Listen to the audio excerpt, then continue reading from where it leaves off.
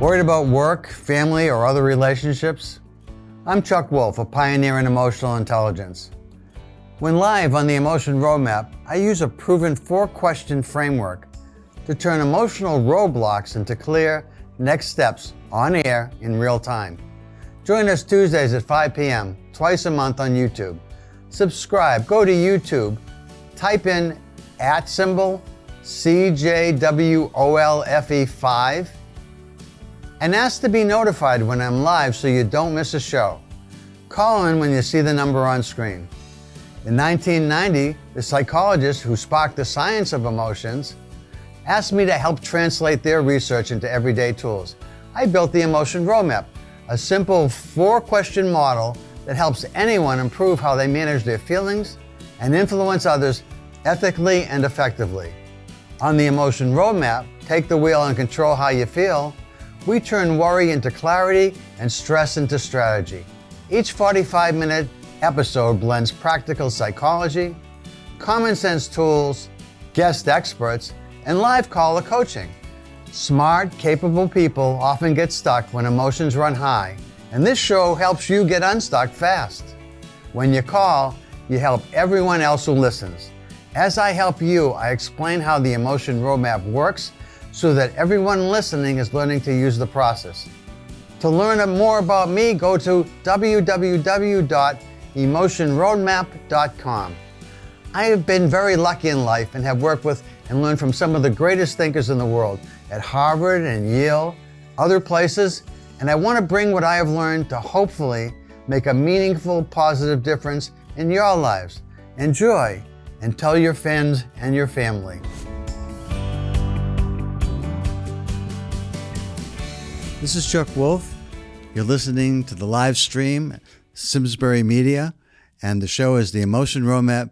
Take the wheel and control how you feel.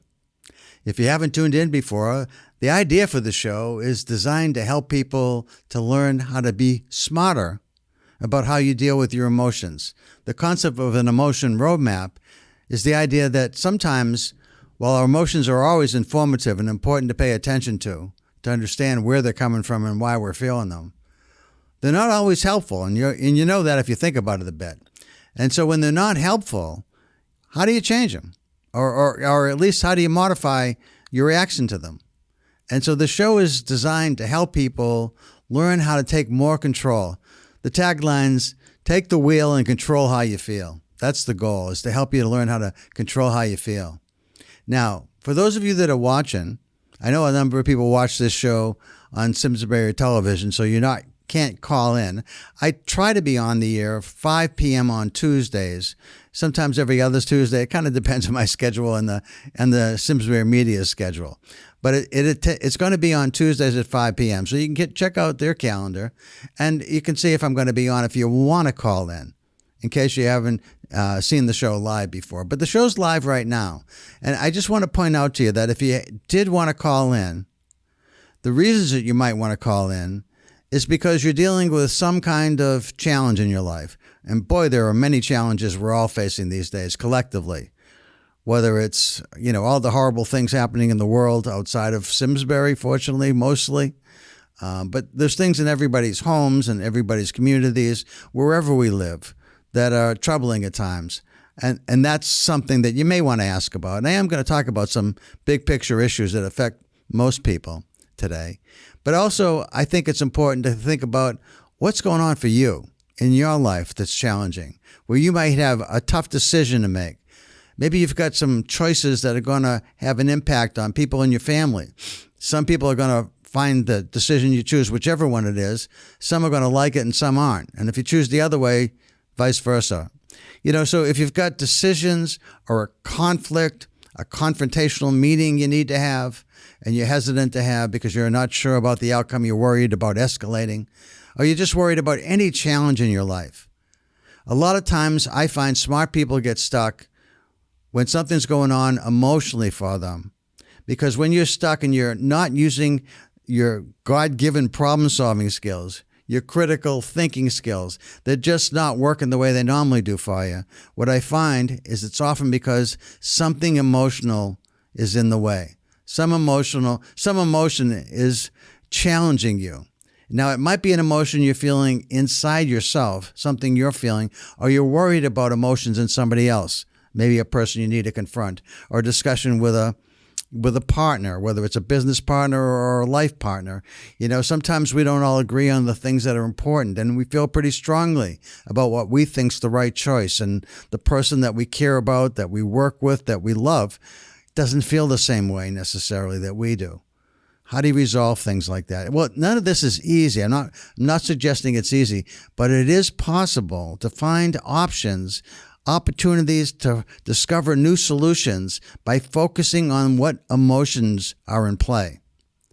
And I'd love to demonstrate that for you by having somebody called in with something, whether it's a conversation you need to have with an aging parent. I want to talk about caregiving today. That's one of the subjects I want to cover. And I do talk about different topics, and that's what you'll hear today, especially if I don't get phone calls. And I've been doing this a long time. I have a lot of really great credentials. I'm not going to bore you with that, but I've worked with some of the leading thinkers in the world on emotional intelligence, and I'm good at this, and I'm good at helping people, and I really enjoy it. And so if you want to call in and I can help you in a way that I can demonstrate how this idea of thinking about what you are feeling and then what would be ideal to feel and help you to get from what you are feeling to what would be ideal to feel. If I can demonstrate how that works, I'm going to help everybody who's listening. That's the reason for doing it live. I want to help everybody who's listening by helping you.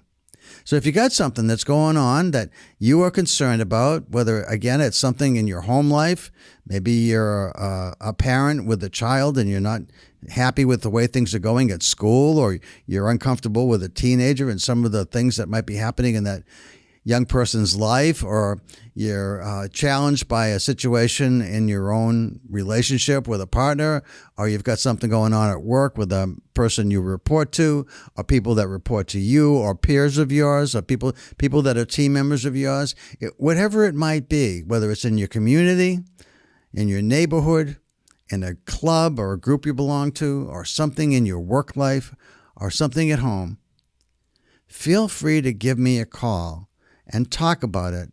And you don't have to give me your real name. I just want some name to call you so I have some way to address you. Because it's not important to me what your name is. What's important to me is that if I can, I want to help you. And the way to get that help is to call the number you see on your screen. And I can give you that number. I'll give it to you, and I'll say it a couple of times in case somebody does want to call. The number's 402 225 0781.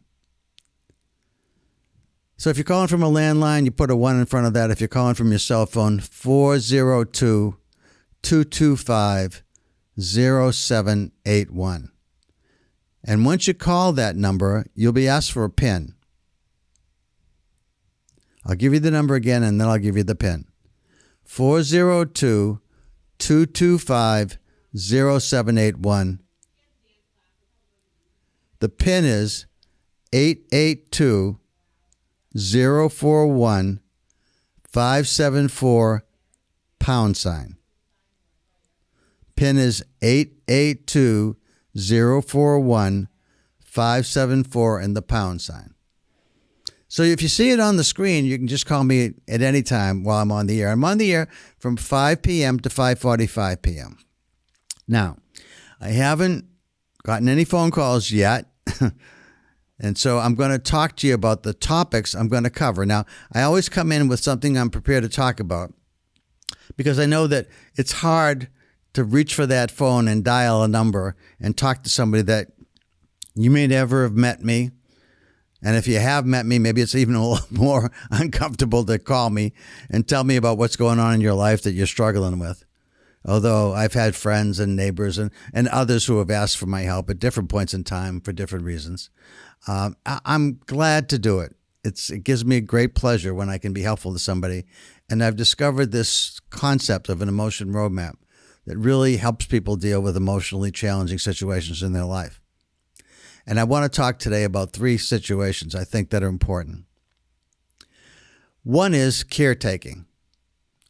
Some of you are in the process right now of having to care for somebody in your family, a friend, maybe a neighbor, Maybe you're a caregiver by profession, but a lot of us aren't caregivers by profession, and yet we're impacted by someone in our life who was fully independent maybe at one time and isn't anymore, and continues to lose more and more of his or her of their independence. Now, it's also possible that somebody was born with special needs and they've been dependent from day one and you've been caring for them forever. And so you're kind of used to it. Doesn't mean it's easy, but you kind of have developed a routine that hopefully works for you. But for many of us who are facing caregiving for the first time, because we have aging parents or we have children who are in some accident and they can't do for themselves, or a spouse who's got an illness, a progressive illness, a disease of some kind. Caregiving is an incredibly emotionally challenging event. And it's ongoing, and it doesn't necessarily get better. Now, one of the things I'll share from my own personal life is that a member of my family has essential tremor, and we've been dealing with that, and trying to help with that from my standpoint is something I'm managing. It's not terrible in our circumstance, but for some, it is really, really hard. The people who have essential tremor, if you've never heard of it, it's a movement disorder disease. And it affects your ability sometimes to lift your hand up with a fork or a spoon so that you can eat.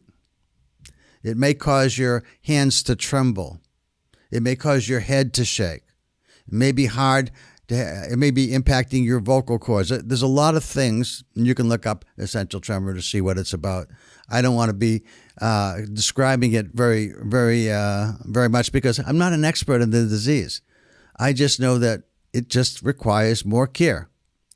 As many diseases that show up in our lives that are progressive require more care, we don't necessarily know a lot about why they're happening, why it's happening, or what every symptom is. And we may think we know and not get that right, but what we need to get right is emotionally, how do we support the person that's in our lives that needs us to be an effective caretaker or caregiver? And by the way, that doesn't mean we're on call all the time.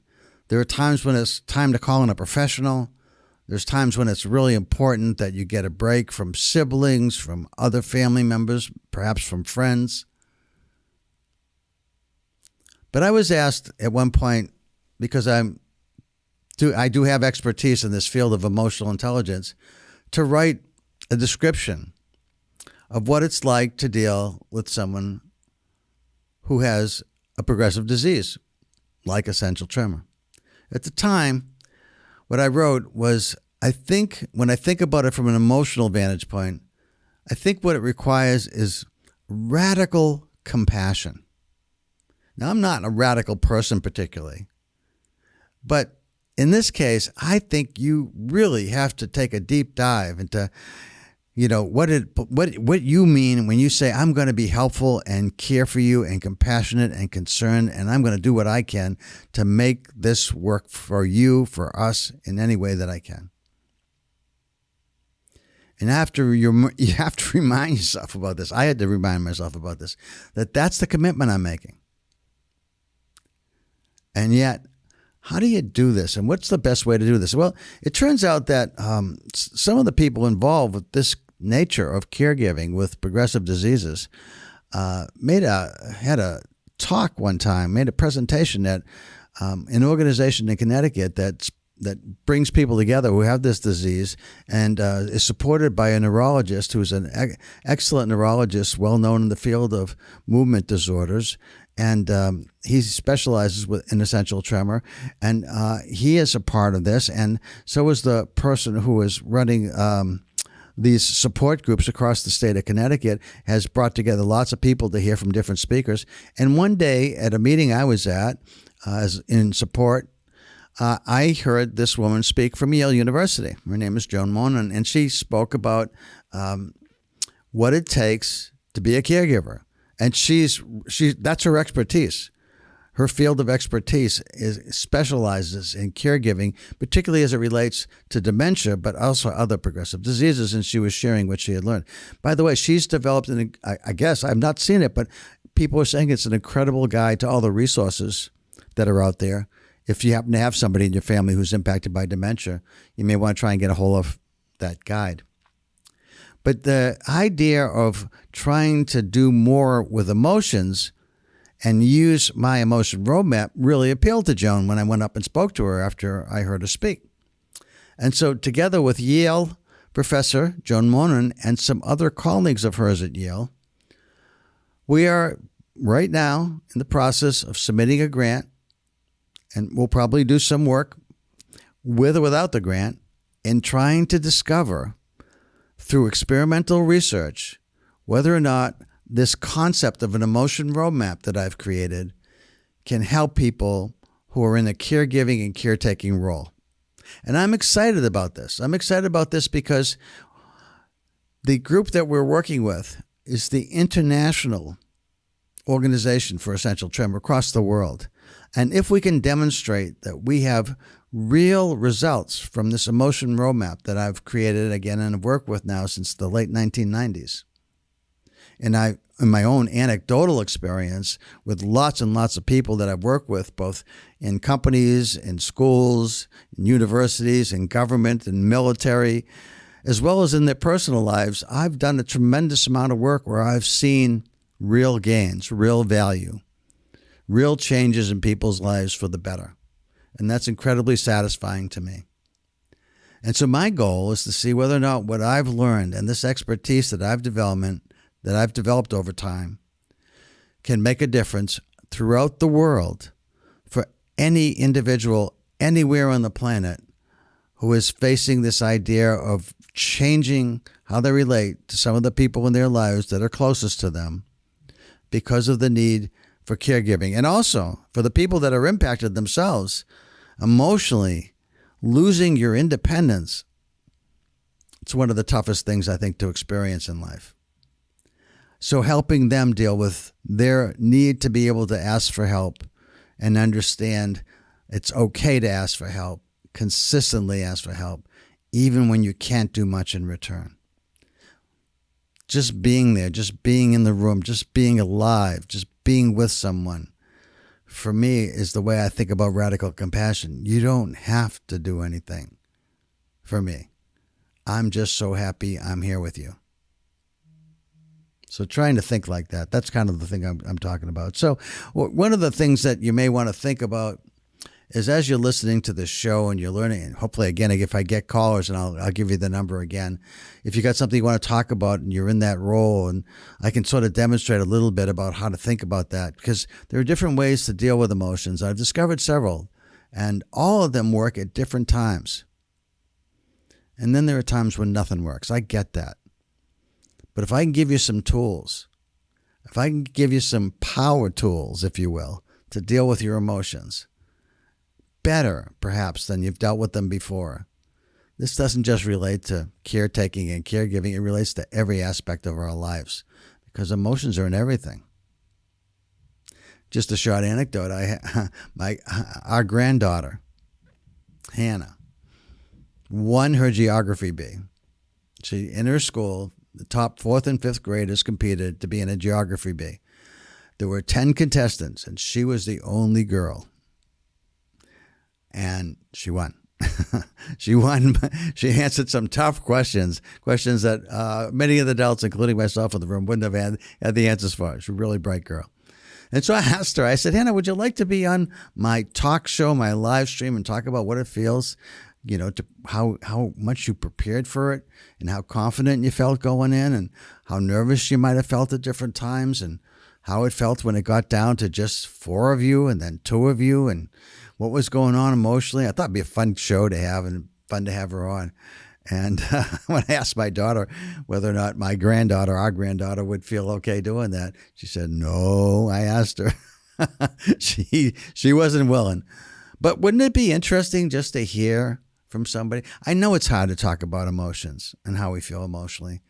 But, sometimes so many other people benefit from understanding what somebody went through in order to get to the point of being a winner. It isn't all just bubbly and confidence exuding all the time. There's a lot of preparation. There's a bunch of anxiety that goes into winning and preparing.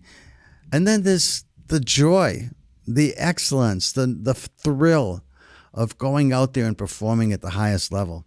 Whether you're an Olympic skater or you won a geography bee or you did something special in your life where you excelled and you won something. And sometimes it doesn't have to be competition against others, by the way.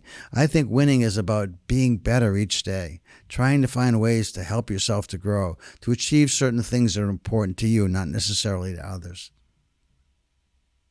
So I did want to talk about caretaking. Let me give you the number. In case you're in that spot, I can talk more about this if you have a question or two about caretaking or caregiving, or you may be someone who is in the place where you're the one losing your independence and how it feels for you. The number to call is 402-225-0781. 402-225-0781. And again, you can see this, right? You can see this on your screen if you're watching. And then the PIN, 882-041-574 and the pound sign. 882-041-574 and the pound sign. Now I'm guessing, for any of you that might be listening, that you probably have somebody or something in your life that revolves around caretaking or caregiving. But maybe it's not something that's pressing for you. I get that. But if it is, this is a chance to call in and ask about that. And you can probably find out more by staying connected with me if you want to connect via LinkedIn. You can find me on LinkedIn, Charles Wolfe, WOLFE, on LinkedIn. My own YouTube channel, if you're on YouTube and you're looking on Simsbury Media, you can find my YouTube channel where I post a lot of things I think that are worth sharing and knowing about. Type the @ sign and then my initials C for Charles, J for James, and then my name, WOLFE, and the number 5. CJWOLFE 5. And you can find me and find lots of things on that channel. Okay, so the second topic I want to talk about today, I think you might find of interest, especially if you have someone in your life that has special needs. I was reading an article, the Boston Globe. I tend to get a bunch of newspapers online these days. I get the Boston Globe, I get the Boston Herald, I get the Wall Street Journal, I get the New York Times. Those tend to be conservative, the Journal and the Herald, liberal, the Globe and the Times. But in any case, I just look to see what I might be interested in reading about. And in today's edition of the Boston Globe, there was an article about the number of teachers, special education teachers, leaving the field in the state of Massachusetts. And in special education, I know about this in part because many years ago, a long time ago, I actually worked really closely with special education department teachers because I was a guidance counselor in what was junior high school at the time, but 7th and 8th grade, and then later on in K through 6, kindergarten through 6th grade. And so I worked a lot with teachers and often with special education students that needed help in special ways. And I'm in touch with the field for other reasons today as well. One of the things that I can tell you about the field is that as I read about the reasons people are leaving, I think many people that have kids with special education needs have heard all these things, or at least many of them. But I'll share them for the rest of you who may not know. One is that there are mandates for special education teachers sometimes to do extremely close work with some students that have heightened needs. And the school system can't really afford to send them out to get special help. And so oftentimes it requires one-on-one time for that special education teacher and that student to be together. A fair amount during the school day sometimes. And yet the special education teacher often has a caseload. It can range. It can be anywhere from 10 to 30, depending on the school system, with the average probably being somewhere between 15 and 22, somewhere in that framework probably fits most districts. But some of the things that are happening is that school systems, for whatever reasons, many of which you're all familiar with, are having to cut budgets. And cutting sometimes involves the need to cut special education teachers. And so the caseload for those that remain goes up. The problem with special education, in part, is also the demands are great that have come from the state, all with good intentions, I believe, but not with the money to fund the needed staff to make it all happen. So many special education teachers are caught up with ongoing testing that takes place many, many hours during the course of the school year, which takes away from the time the teacher has to actually be teaching and helping the children that she's assigned or he is assigned to work with. So that's a challenge. There's also the challenge of the parent. Some parents are extremely involved, and that's great, except if they're too involved. And I don't mean anybody should ever feel too involved, except when they keep demanding meeting after meeting after meeting, when in fact the child's doing well. Because as I understand it, and again, I'm not an expert on this, but I think if you ask for a meeting, the school's required to have one if your child is designated as having special needs, even when things are going well and everything that you had planned for was working the way you had hoped. So you want to be thoughtful about that. But then there's also the families that aren't involved, aren't supportive, or can't be because of their own circumstances. Lots of reasons why people can't find the time to be more supportive. There's lots of things that impact on these teachers. And I want to say, I think the world of people that want to go into this field, I think it's wonderful for wanting to care for children, for supporting and cheering for any small success, for helping these kids live a life that feels full and meaningful, and that they can be proud of themselves even when school is extremely challenging at levels that most kids don't experience. So those who go into this field, I have tremendous respect and want to applaud them, really, for what they do. But it's so challenging at times. And if you don't have a school administrator or a special education supervisor who is in your corner and is supportive of you and helps you to get the job done, that makes it even tougher. Now, anybody in any field knows that if you have a great supervisor versus one that's average versus one that's poor, there's a huge difference in what you're experiencing. So that's part of the issue. But what do you do about it? Now, as I was reading through the Globe and the article, I decided to read the comments just to see what the comments would say. Now, again, the Globe is a very liberal newspaper, and so the readers of the Globe tend to be people that, for whatever reason, don't like Donald Trump. And so in the comments, as you might expect, there's a lot of, if Trump hadn't started the war, if he used the money, if we taxed the billionaires, could we just give more money? So there's that angle. And then there's the very conservative angle, which is, again, this is just the political buzz for the liberals for the conservatives is, if we didn't let in, the tens of millions of people illegally into this country, we wouldn't be having these problems.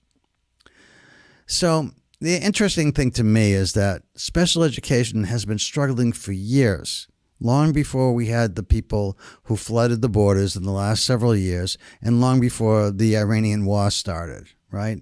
So I don't think it's helpful to go down that road, whatever side of the political spectrum you're on.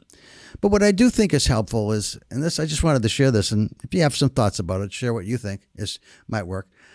I think that there's, first of all, I think there's billionaires out there looking for things to do with their money. People like Bill Gates and Warren Buffett and Bill Ackman on the conservative side. Gates and Buffett tend to be more liberal. I don't think it matters where you're coming from. I think everybody wants the schools and kids in schools to do well. So there's a resource there, I think, that could be tapped. But to do what? And here's what I think would work. And I'd be curious to hear if you wanted to call in and share what your thoughts might be.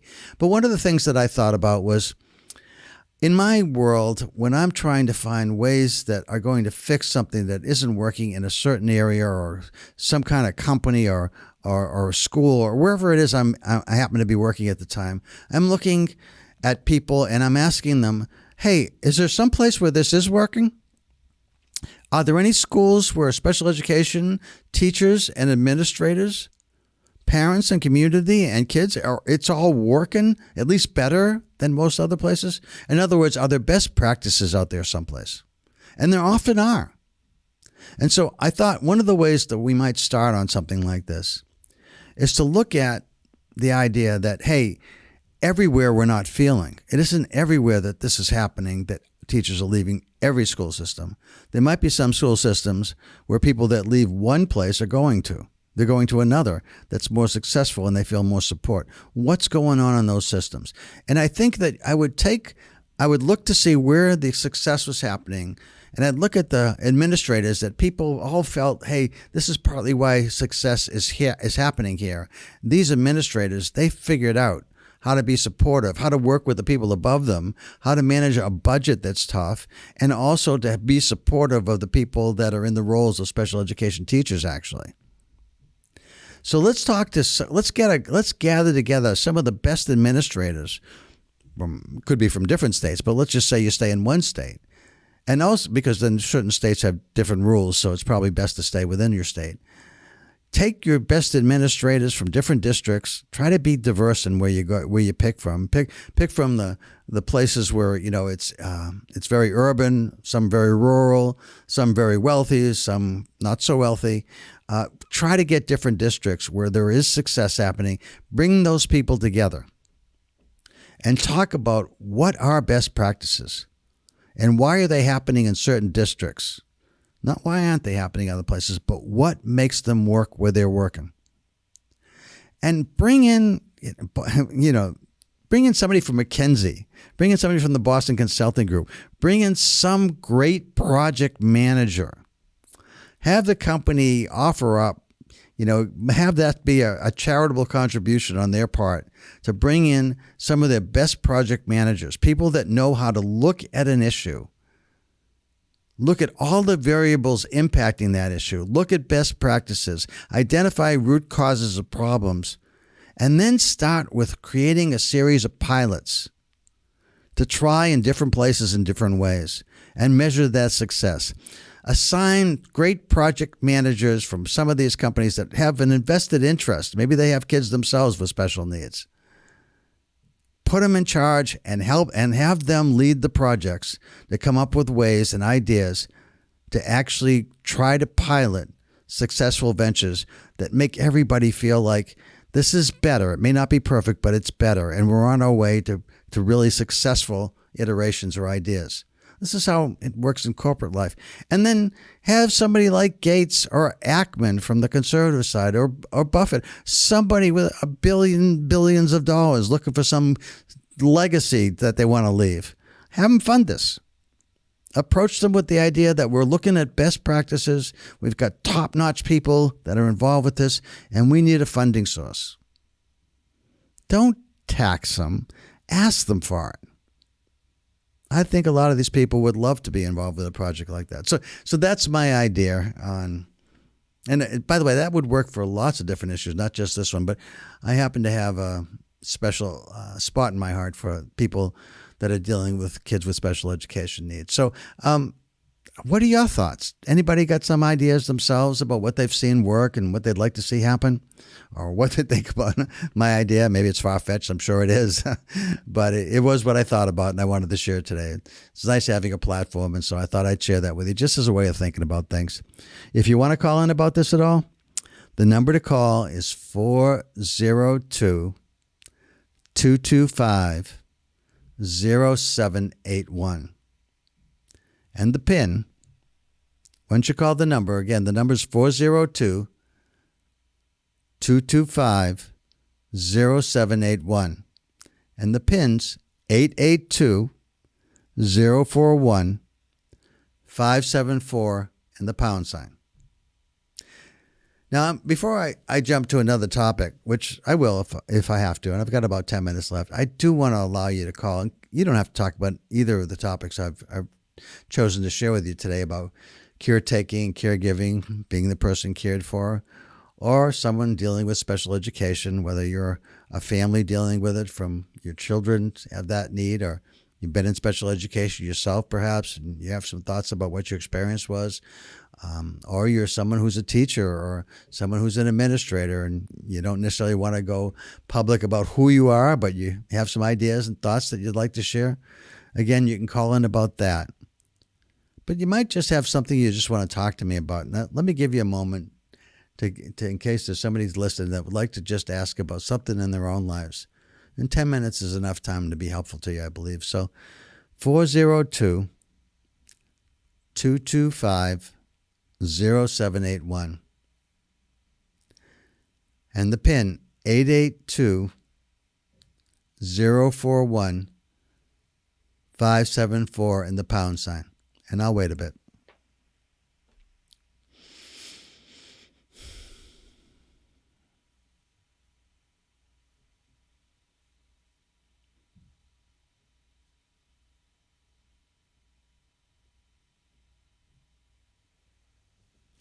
(402-225-0781) and the PIN 882-041-574.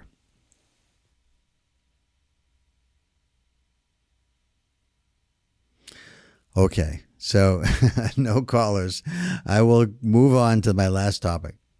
By the way, if you see this and the show is something you catch on Simsbury Media later, or you see it on my channel at some other point when I post it, I think one of the things that you might want to do in case you didn't get a chance to call but you'd like to is tune in next Tuesday, because I'm back next Tuesday. Same time, 5 p.m. to 5:45 p.m. So the last topic I want to talk about today is this idea of how do you bring emotional intelligence into your organization? I want to talk about what emotional intelligence is. I think everybody thinks they know what it means to be emotionally intelligent. My guess is you have an opinion about it, even though maybe you've never read anything in particular about it, but just the words themselves sound like they make some sense to you. Usually what people say when I ask them, what do you think emotional intelligence is? It's not being sarcastic. They're being, they're saying that, hey, I guess it means being more intelligent about emotions. And that's true. That's what it does mean. But how does that happen? How does that happen? There's a lot of definitions out there about emotional intelligence. They're sort of aligned in some ways, and in other ways they're quite different. But the way I think about it, in any way, and I'll share that with you, is that the pioneers in emotional intelligence, and I was privileged to work with them, Peter Salovey, who is president emeritus of Yale University. He was the psychology department chairperson at Yale when I first met him, started working with him. But he's since been the president of Yale, and he's a really emotionally intelligent guy, by the way, but he also was the pioneering psychologist along with his colleague and friend Jack Mayer, who's a University of New Hampshire professor of psychology. And if you've been listening to the show for a while, Jack was on the show too. I actually interviewed Jack. If you look at CJ Wolf 5 on YouTube, at CJ Wolf 5, CJWOLFE 5, you will see Jack Mayer in a conversation with me talking about the history of emotional intelligence and our work together. So that's fun. But in any case, emotional intelligence is this idea of being smarter about how you identify how you're feeling and how somebody else is feeling that's important to you for whatever reason. I mean, the obvious place that it might be important is if you're trying to influence somebody. It might be a partner that you live with, might be a business partner. But whoever it is that you're trying to influence, you want them to go along with your idea, which might be different than where they came in and with their idea that's pretty far different from what it is that you want to do next and have their support for. So if I know how the person's feeling, how they're reacting to what I'm saying, and I'm gauging it right, I'm seeing that they're buying what I'm saying, or I'm being very aware that they're not buying what I'm saying, and I need to change tactic or tack, because I can see by how they're feeling, they're not responding well to what I thought would be very important to say to them. Apparently, they're feeling quite differently than what I would have hoped. But if I don't recognize that, I'm still down that path. If you've ever been sold by a salesperson who wants to tell you about, well, I guess a car salesman is a pretty common example, wants to tell you about the big engine, but how fast it goes, how fast you get to 60. And the person who was buying the car is interested, what about the safety features? What about when your eyes close for a second and you go out of the lane? Or there's a car coming up and in your blind spot. What about those kind of things? And the person keeps wanting to talk about all the cool stuff on the car because that's what he or she is excited about. And they don't recognize that what they're excited about that might have helped sell the car to the person before the people they're talking to now is not helpful at all to the person they're talking with. So one of the things that you want to think about if you want to bring emotional intelligence into your organization is how can you use the idea of knowing what people are feeling and then thinking about what would I want people to feel if I'm a salesperson or I'm just trying to influence somebody or I'm a leader and I'm about to make a tough decision for the company and I don't want anybody to panic and I certainly don't want my most talented people to leave the company when I announce this change that we're going to be making. How do I get in front of that? How do I get in front of it in a way that says to everybody that's paying attention, this is what we need to do. This isn't arbitrary. This isn't like, hey, I just had a whim when I woke up this morning and I decided we're going in this direction instead of the direction we've been going for the last several years. No, this has been well thought out. This is based on our business circumstance, on our competitors, on the current product line, on the needs that we have to stay as a thriving institution or organization. It can be nonprofit. It doesn't have to be a profit. This is for anybody, any organization, any group that's working together. How do we introduce change in a way that's supportive and constructive and gets people to buy in, as opposed to causes great fear and panic and causes them, if they can, to leave? So that's part of being thoughtful about how you bring emotional intelligence in. And understanding what you want them to feel is just the beginning.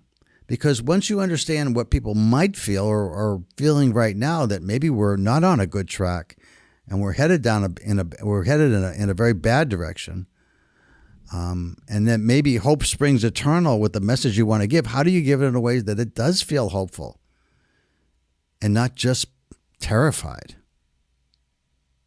How do you do that in a way that communicates what you want people to feel in a way that causes those feelings to happen? So that's partly how you be smart about what you do organizationally. I can tell you more about that when I come back next week. I'm getting close to the close time here. So I do want to say that I hope you've enjoyed listening. I hope some of what I said to you resonated. About caretaking, about kids with special needs. I think one thing I'd like to leave you with around, if you happen to have a child with special needs, is constantly be supportive. If you think about going to work every day or going anywhere every day where you're on the low end of the ability of most people in the same place that you're going every day, it isn't easy to keep your self-concept up. But if you reward your child, your family member, your brother, your sister, by being supportive and saying how proud you are for any success, how encouraging you are when they keep trying and aren't successful, and then having a celebration when they do reach a milestone. It may not be the milestone that other kids would celebrate, but it's a milestone for them, and you take the time and you make the effort and you celebrate this successful accomplishment and you celebrate them. That's an important message I want to leave people with about kids with special needs. But it's true for all of us, really. In some ways, we're all special in terms of we have unique needs, every one of us. When people talk about norms that are normal, It's a wide variation. And while at times I might look normal to all of you, at times I don't or won't. And the same with each of you. We all are unique in certain ways. Some wonderful, some not so great. So be as supportive as you can of all of those people in your life that you care about. I'd like to leave that message with you. I was thinking of wearing my Winnie the Pooh sweatshirt, which is has a picture of Winnie the Pooh looking at his reflection in the water. He's got a big smile on his face, and the text underneath says, "Smile, and the world smiles back at you." So I leave you with that. I hope it's a good message for you, and I want to let you know that it's time to close, so I'm going to say goodbye. And again, I'll be back on the air with you on Wednesday at 5 p.m. Next Tuesday at 5 p.m. Eastern Standard Time, and I hope you can join me then. Thank you, everybody.